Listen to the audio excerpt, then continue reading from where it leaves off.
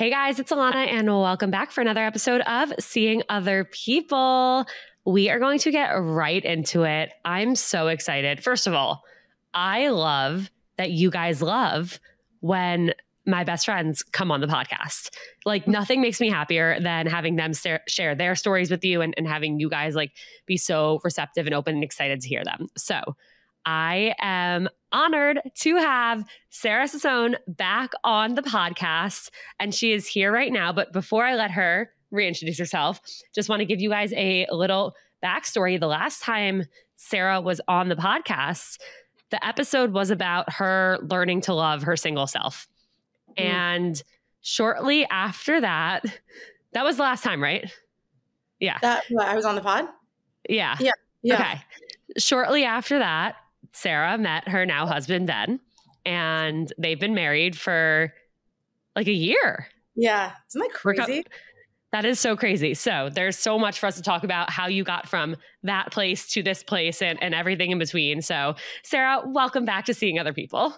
Thank you so much. I'm so excited right now. And just really happy to be here. And also it's going to be fun because it's like us just catching up. So yeah, I'm so excited. Also, for those who don't know, Sarah and I met, we met because in 2008 on a Jonas Brothers fan site on Team Jonas. We're best internet friends for 4 years throughout all of high school, went to Syracuse together, lived together freshman, sophomore year, moved to the city together, lived together for 2 years out of college. And now here we are in 2023. So we know each other just a little bit. Yeah. Happy 15 years of friendship to us. Oh okay. God. Sarah. Yeah. How did you meet Ben? Let's start there. How did you meet your husband? So a little backstory, I had been on the dating apps for many, many years and I was not finding success. And I would go through periods where I was like, I just can't do this anymore. And then I would take breaks and then I would go back. And at the same time, I don't know whoever's been here since my last episode, but I was growing religiously and growing in my observance. And the dating apps were getting harder and harder because there's not that many people on the dating apps, or at least they're not like so open about it from what I was seeing, who were kind of on the same journey as me. And so the dating apps were getting harder and harder for me to find like things in common with people. And so COVID restrictions, I remember, had just kind of lifted. Like people were starting, it was 2021, and people were like starting to go out again. And someone that I had met prior to COVID in kind of like the Jewish Upper East Side community up here messaged me on Facebook actually and was like, hey, like we haven't seen each other in like a year or like more, but I would love to have you over to my apartment where I'm having like a Shabbat lunch. And for a while she was inviting me and I was like, no, like COVID. And she'd be like, it's going to be really small. And I would just keep saying no. Also, like I didn't really know her that well. So I was like, I'm not going to go and like by myself. But finally this one random time in April, I was like, okay, sure. Like, I'll just go. Things are getting a little bit better in New York. I'll go. And I went and it was pretty small. There weren't that many people, but I went alone and I only knew like one or two people there. And one of the people that I knew there, his name is Ethan, and I've known him since 2018. And at the time I had my own podcast and Ethan was like, Sarah, this guy Ben has had a crazy story. Like he was sick and he survived. Like you have to have him on the podcast. And Ben was like, all humble. And he's like, no. Like, I don't do podcasts. And I was like, no, I would love to have you. And he was like, what is it about? And I was like, mental health. And he was like, that's so interesting, which is ironic because in the past, can I go on a little tangent for a second? Please do. Okay. In the past, I was just talking about this with Ben the other day. I sent my Hinge profile to a guy friend many years ago being like, what do you think of this from a guy's perspective? And he said, don't put that you have a mental health podcast on your page because it's going to turn guys off because mental health is so serious. And Ben, first time I met him, it was like, that was the thing that was so interesting to him. He was like, oh, like, that's so cool. What about mental health? Like, I would love to hear more. And it's like, so funny how This guy. Yeah, you were there for that. Yeah. No, I'm really glad you brought that up because I have such a vivid memory of us being in an Uber. I have no idea we were going, but where we were going. I feel like for some reason we were crossing a bridge, like the 34th Street, like that area bridge. I don't know. But you were talking to somebody on Hinge, I think, about it. And we had kept going back and forth debating, like, should we have these things in our profile? Like for you, it was the podcast. For me, it was like Hinge. And we got such mixed feedback from people. And some people, it was such a turnoff. And others would like take it and kind of interpret it in a really weird way. And then others were super interested in it. And I just remember like, I remember us really struggling with what to do if we should or should not include it. And I'm so glad you brought that up because I think it's a really strong point that people need to realize is the right person will really appreciate these things about you and will be curious and won't be like, ew, you talk about mental health or whatever it is. Like, ew, you go for runs every Saturday morning. Like, I don't know, it's like it's okay if you're filtering people out by sharing who you are and what you're passionate about on your profile. Yeah, 100%. I mean, I even remember when I was dating and I was on the apps, someone judged me so hard for liking the Jonas Brothers. And it was like, if you're going to judge me for liking the Jonas Brothers, we have a rough journey ahead together because this just isn't going to work out. It's just not going to work. It's like my whole life. Like, yeah, you understand that more than anyone. Damn right. Yeah. And to exactly that point, you literally met Jake by announcing your love for the Jonas Brothers. So it's like, thank God we didn't hide it. Yeah. Like, be you, don't hide the things that light you up. Like, even if your favorite thing to do is collect coins, like somebody's going to find that interesting. Yeah. Yeah. I completely agree. So anyway, so Ben was like, oh, that's really interesting. Like, I went through this whole journey of being sick and, I've had to like learn resilience through it. I would love to talk more about that, whatever. That day, like we kind of were like friendly. We chatted for a little bit, but nothing ever really came of it. I mean, it eventually did, but in that day, I kind of in my head was like, this guy's really cool. And I felt that he was like fun and energetic, but I knew he was more religious than me and he knew that I was less religious than him. And we were just like kind of holding at different places of our observance, which it sounds like, okay, what's the problem with that? But if you really get into the details, it would have created like a bigger issue. And so we kind of just put each other on like the back burner and like, oh, that person's cool, but like they might not be for me. But we never said that out loud. We just acknowledged that later on. And then a month passed. I didn't see him again. And then a month later, I ran into him at this community place that I go to for Jews on the Upper East Side. And we ended up just talking for like an hour. And our friend Ethan, who had originally introduced us for my podcast, saw us talking and was like, oh, those two actually would be better than just podcast interviewee and interviewer. These two, in fact, this is actually a good idea for dating. And so Ethan put us in a group chat and essentially would FaceTime us like every single day, the three of us. And Ethan would be like, so when are you two going to go on a date? And Ben and I were like, we had just met like twice. It was kind of awkward to just say that out loud. What's funny is knowing you, like you probably ate that up. And even though you're like, oh, this is awkward, like in the back of your mind, you're like, yes, more of this. Please keep going. 100%. In my head, I was like, ooh, or no, like to him, I was like, Ethan, no, like don't say that. But in my head, I was like, yeah. So we would kind of be like, no, whatever. And then we got into this like habit of the three of us would FaceTime every single Friday. And then Ethan stopped joining the FaceTimes. And then one day in July, months after the first time I had met Ben, I actually ran into him again at this like huge event. And I remember I don't know how we got into talking, but we kind of like sat down somewhere and he was like, so tell me about your life. Like, tell me about your journey. And I just started talking and I was really passionate about like my newfound observance and my childhood and my family. And I just started talking about myself and he had just the biggest smile on his face. And he was like, I need to hear more about this. And so we don't use our phones Friday to Saturday. So Sunday morning at 9 a.m. sharp, I had a missed call from Ben Taplin, and he texted me and said, call me when you're free. And I called him, and I knew I knew it because the look on his face that Friday night when I was talking was just, it said everything it needed to say, but he basically was like, I called him back, and he was like, I'd love to take you out. And I was like, great, I would love to. And he's like, how's tomorrow? And I'm like, great.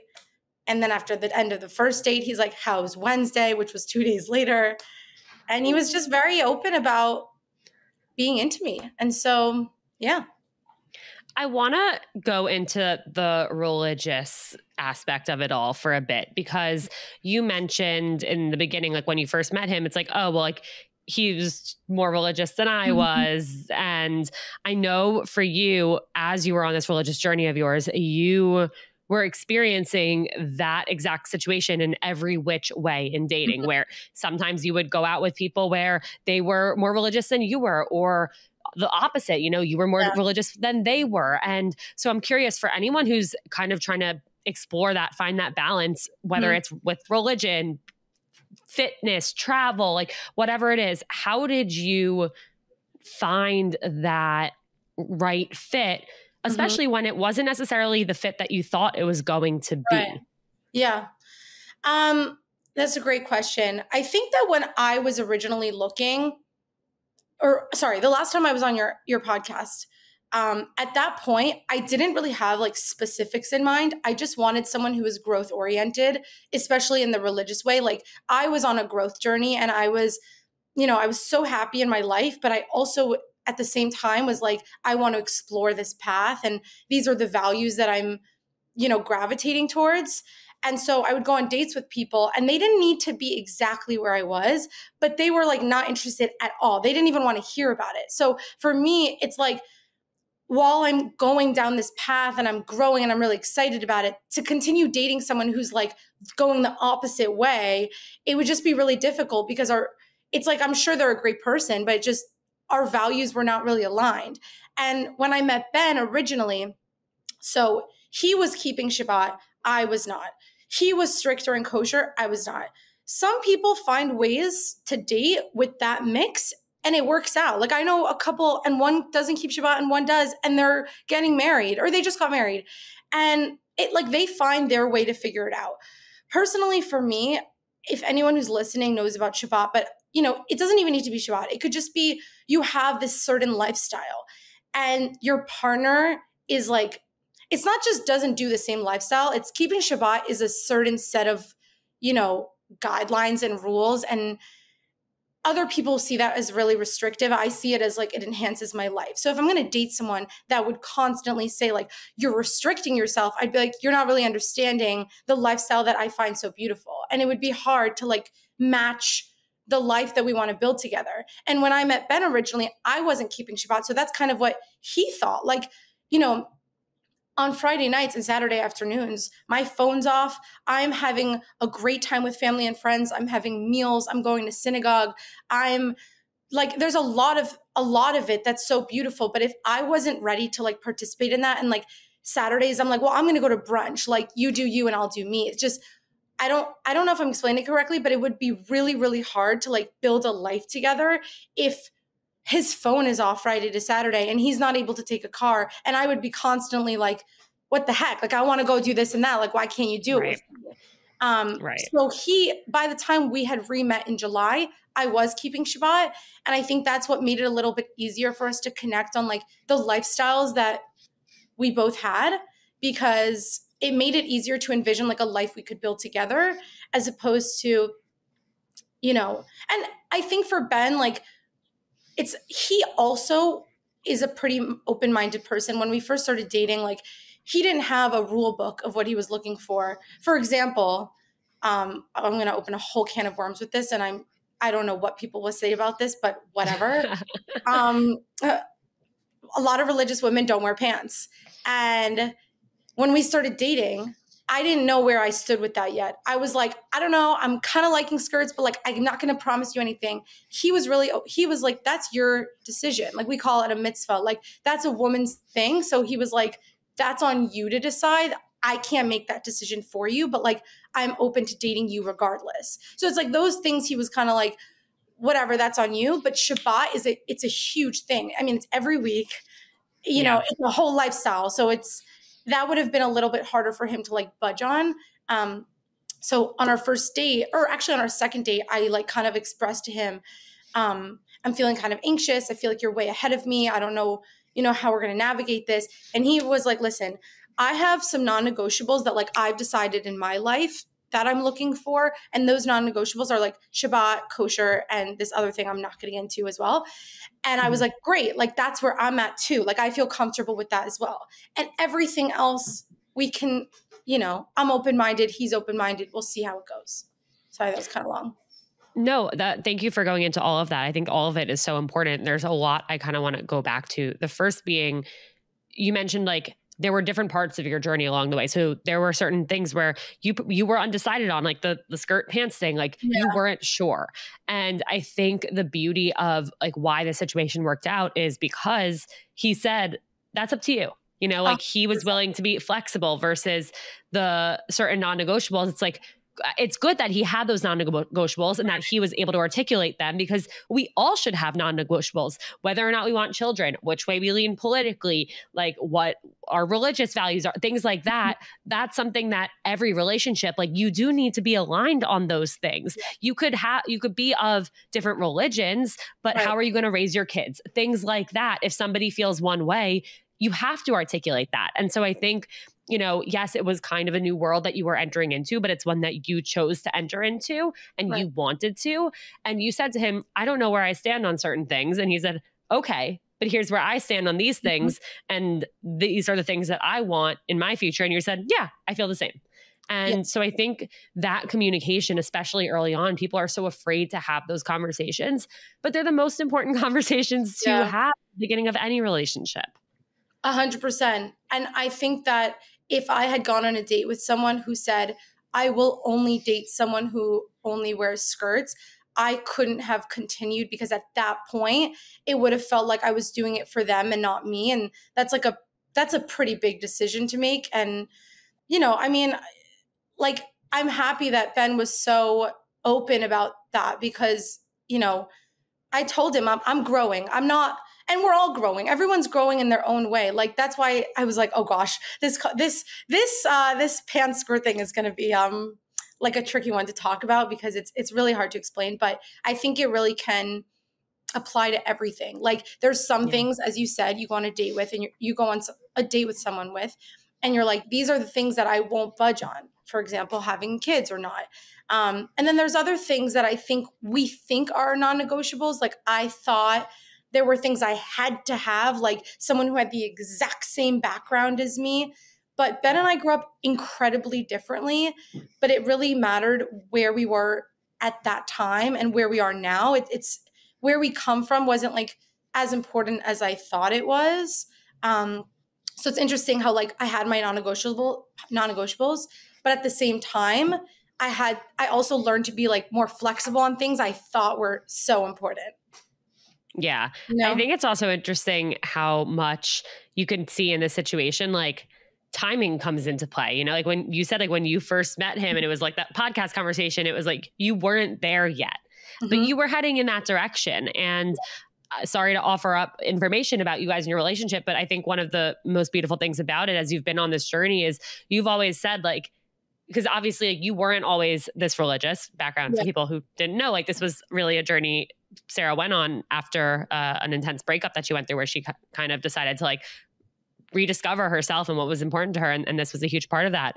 But I know that you've said that he's said, if you decide that you don't want this lifestyle to this extent one day, like he's supportive of that. He's not going to force you to do something that you don't want to do or force you to live a certain way that you don't want. And I think I imagine that was also a comforting aspect to you, that you were like, this person genuinely wants me to be happy and supports me making the decisions that I want to make for me and for us.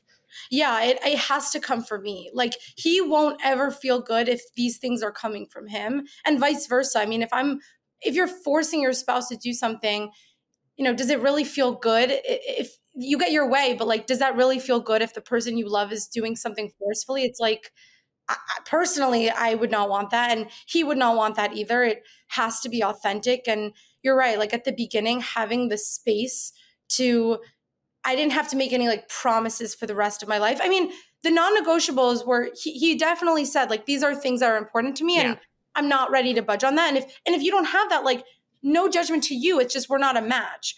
And I was like, no, those are things I definitely want in my life, but everything else, having like the space to explore. And another thing I think was helpful was I spoke to a mentor that I really, really, really look up to the night before my first date with Ben. And I was like, I'm going on this date with this guy and like, he's way more religious than me, like da-da-da. She was like, Sarah, first of all, take a deep breath because I always need that. Second of all, she said, more religious, less religious. She's like, first, see if you have a connection with this person and if they make you feel safe. If they make you feel safe and you have a connection with this person, of course, the non-negotiables will come into play. But she didn't want me to get ahead of myself based on religion only. There's a million other factors. Like, do they make me feel comfortable? Do they make me feel safe? If it's just this one part of my life, it's not going to work out. So she also really helped me because I felt like on our first date, I was also just looking for like, how do I feel? I love that so much. And I think that's something that everyone would benefit from, kind of having that mindset when approaching dates, especially like we put so much pressure on ourselves. Like, oh, this person seems this way on paper, so it has to work out, or there's no way it's going to work out. Or, you know, I know me and I know them and like, I'm not going to be what they're looking for. Or, you know, we come up with all these ideas in our head when reality, all that matters at the start is, do you like them? Do you want to spend time with them? Do you want to continue to get to know them? Yeah. And instead of like jumping ahead to all of these what ifs, like we could what if ourselves all day long, all year long, you know, and that's not going to get us anywhere. So I really, really like that example of like, just spend time with the person and see how you feel with them. Mm-hmm. Yeah, I think that for many years, I think I could speak for both of us. We were like so focused on what they felt about us, the other person sitting across from us on a date. Right? Like I think that for a long time, it was like on paper, they have everything I'm looking for. So now I need them to like me. And like, I wasn't really focused on how I felt for a long time. And I remember, spoiler alert, I'm in therapy. I love mental health, but in therapy, like years ago, I remember crying over some guy who I had been seeing for like 2 months or something. And my therapist was like, I just want to remind you that you've been telling me for the last 2 months that like, you don't really like them. But now that they've decided that they don't want to date you, you're like devastated. And she was like, I just want to tell you, like, I've been here and you don't like them. And I was like, oh.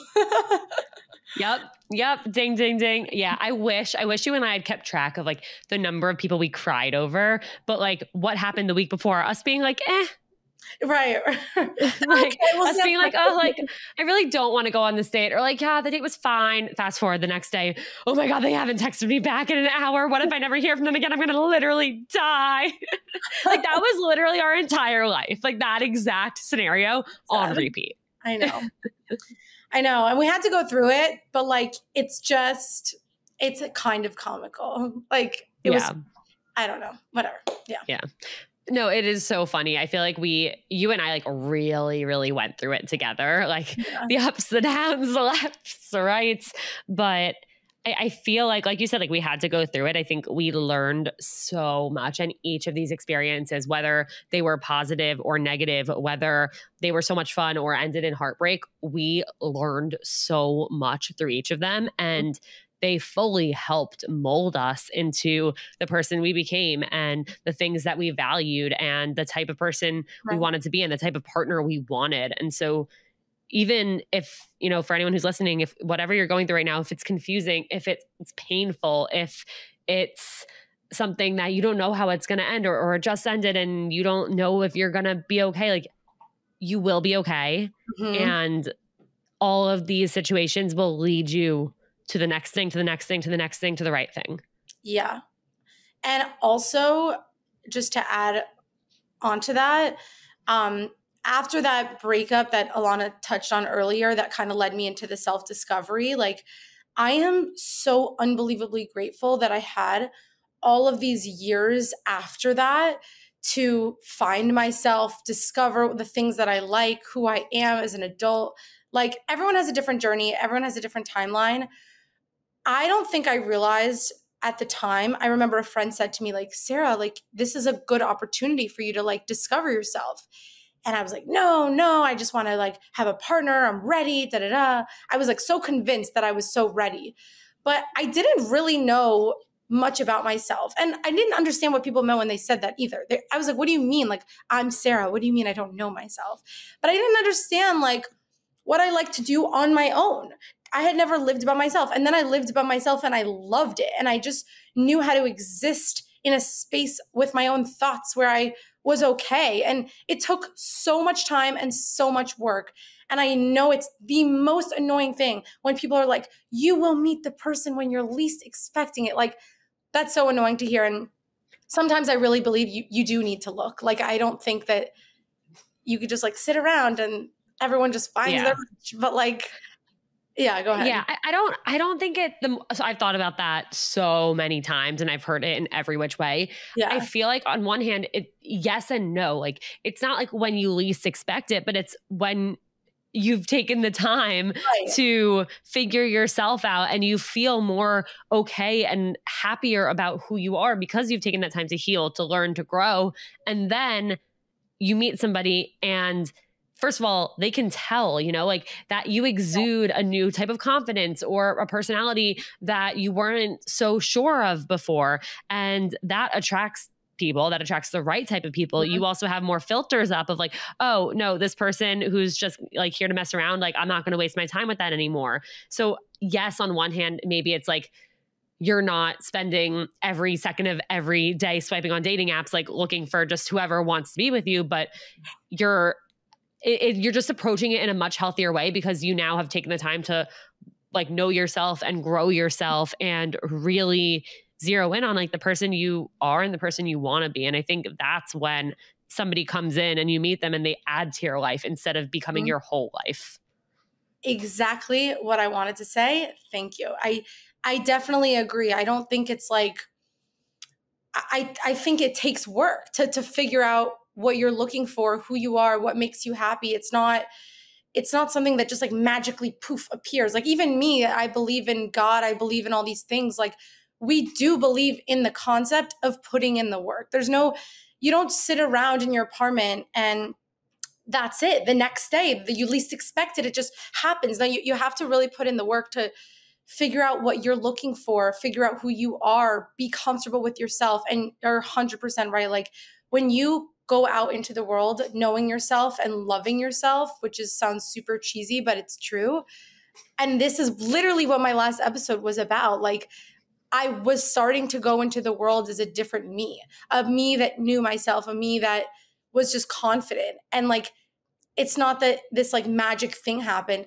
I attracted someone who was like, wow, that person, like, they're self-assured and they know what's up. And I want to be a part of that. Like that looks cool, Yeah. And I'm sure every word that came out of your mouth that Friday night that Friday when he was like staring at you with the biggest smile on your face, I'm sure every single thing that you spoke about was something that you learned or something that became a part of you and something you were passionate about on that healing journey that you went on. Yes, 100%. Okay, I would love to know, because over the years you have dropped so many wisdom bombs on me of things that you have learned in therapy about, navigating dating, navigating relationships, navigating anxiety in life. And I feel like some of those, if you can think of them, would be really, really helpful to everyone listening right now. Sure. Okay, well, one thing that I really have explored a lot in therapy, especially before I met Ben, was attachment styles, which I'm sure I think you've spoken on this podcast before. But I don't know if I have like one particular sentence that she told me that was like, wow, because she just says a lot of great things. But in general, like really diving into my attachment style was so helpful for me in therapy. And she kind of taught me how to look for someone who's a little more secure or stable. Historically, I was more of the like anxious attachment type.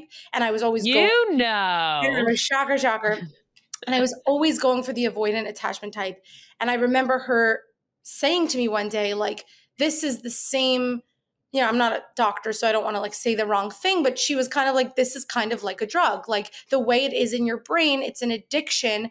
And what you might be confusing as love is really this, I don't know how to describe it. It's really like a drug in your brain. It's like the same chemical reaction where you feel addicted and there's all these highs and lows. And that high that you're feeling with somebody, it's not really that they're making you feel so good. It's just that your anxiety is like spiking and you're feeling like what you were seeking, what you got. And it's just going to go back down again because it was fleeting. These experiences I had weren't like safe and secure. They were really built on like the anxious, avoidant, like cycle and back and forth. So something that she really had me explore was just looking into how to look for these things early on in dating. And I know you've spoken about this a million times, so I don't know if this is anything new, but I'm on, so I'll just tell you about my own experience. But I think that when I used to date, I would like really look for that big spark at the beginning. And, in hindsight, a lot of it was just anxiety, as we kind of spoke about earlier.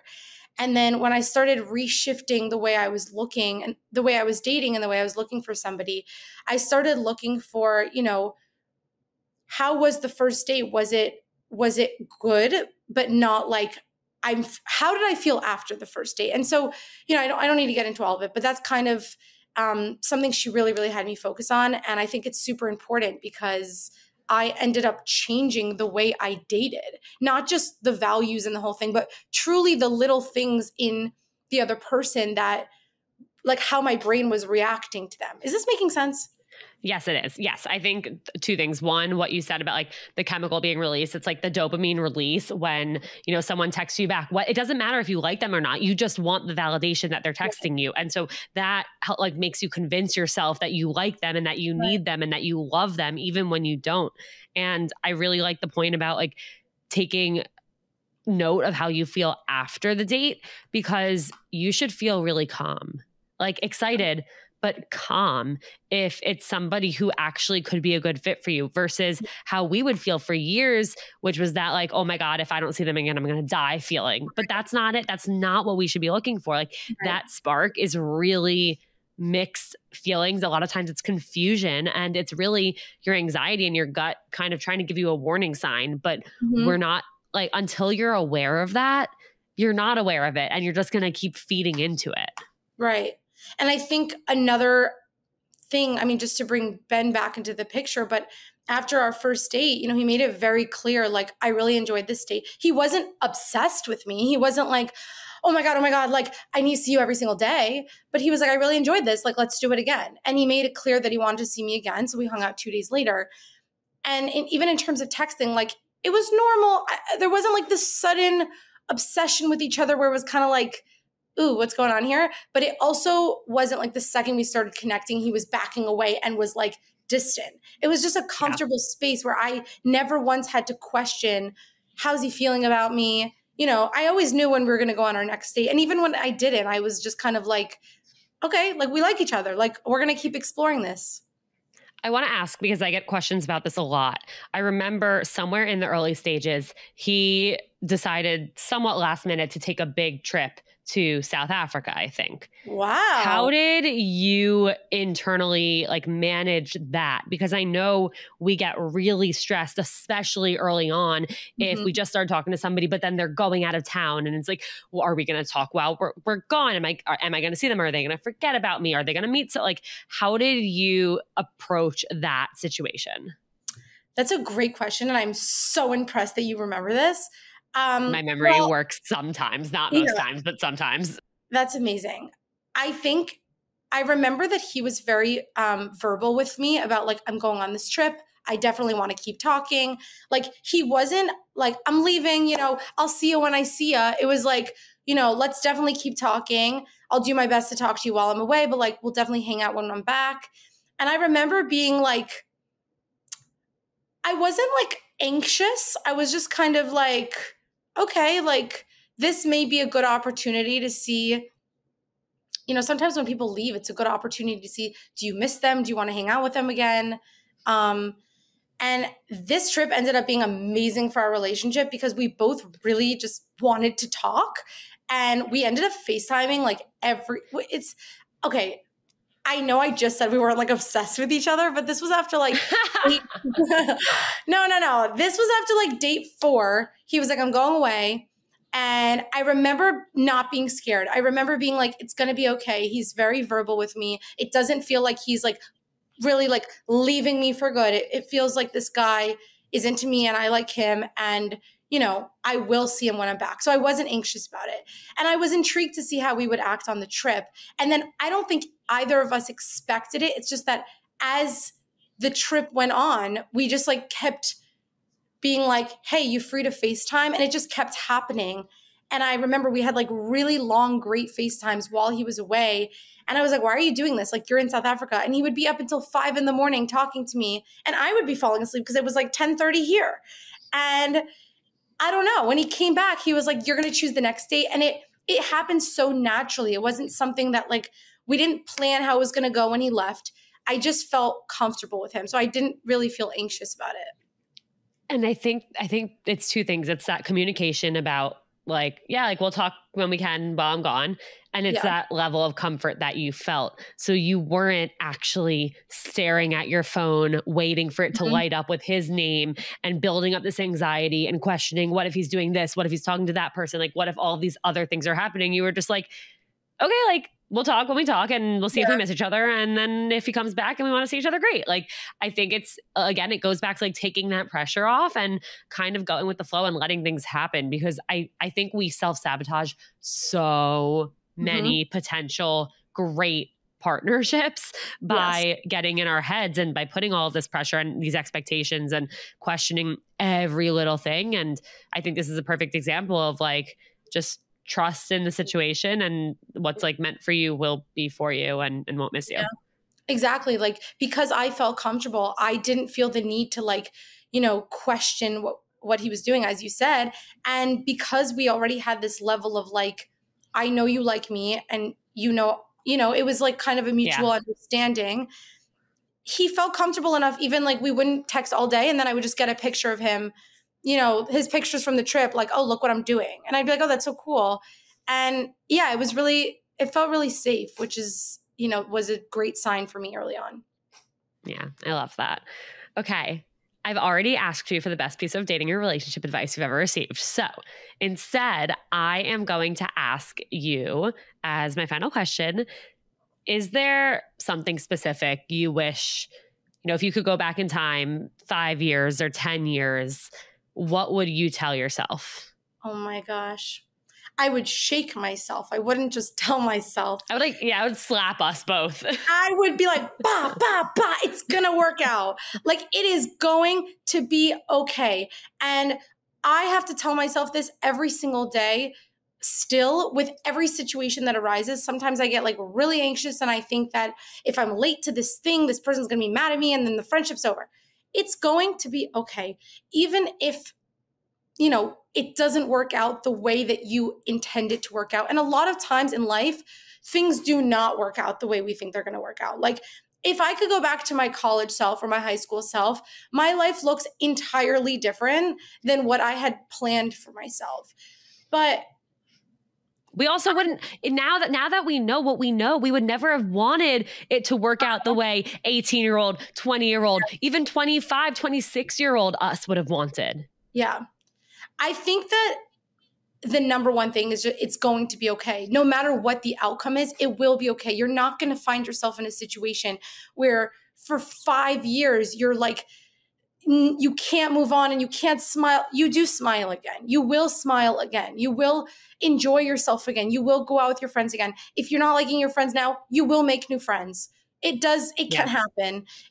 I know it's not so easy, but it can happen. It does happen. And I just think in general, like, I just didn't know it was going to be okay. And I wanted to perfect every single thing. And I wanted to plan every single thing because I was like, if I plan now, I will be okay in the future.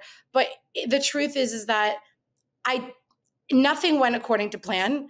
And at the same time, it's better than I could have imagined. And it's okay. Everything's okay. And I need to keep reminding myself this now. Like, it's going to be okay no matter what happens.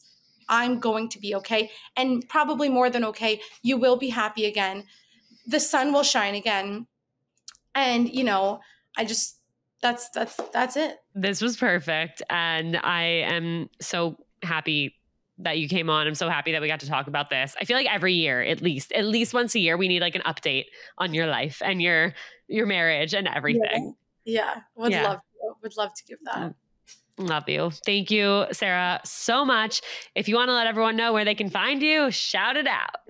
Absolutely. You'll see a lot of Jewish religious weddings, but come follow me on Instagram at Sarah, that's with an H, L, like Louise, Sasson. So that's, Taplin. Oh my God. That's so weird that I just said Awkward. Sasson. No, because at the beginning you said Sarah Sasson's on this podcast and I wanted to correct you. But Taplin. Yeah. Oh my God. I wish you had corrected me. I know. I'm sorry. It's okay. Sarah L. Taplin. That's Taplin. That's my Instagram handle. That's my same TikTok handle. Come follow me on TikTok. I'm pretty funny. You might not understand any of the TikToks I make, but...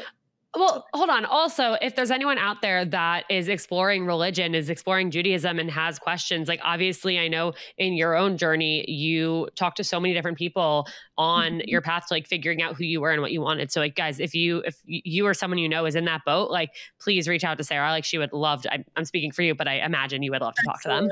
Yeah, I would love that. And what was I going to say? No, that's it.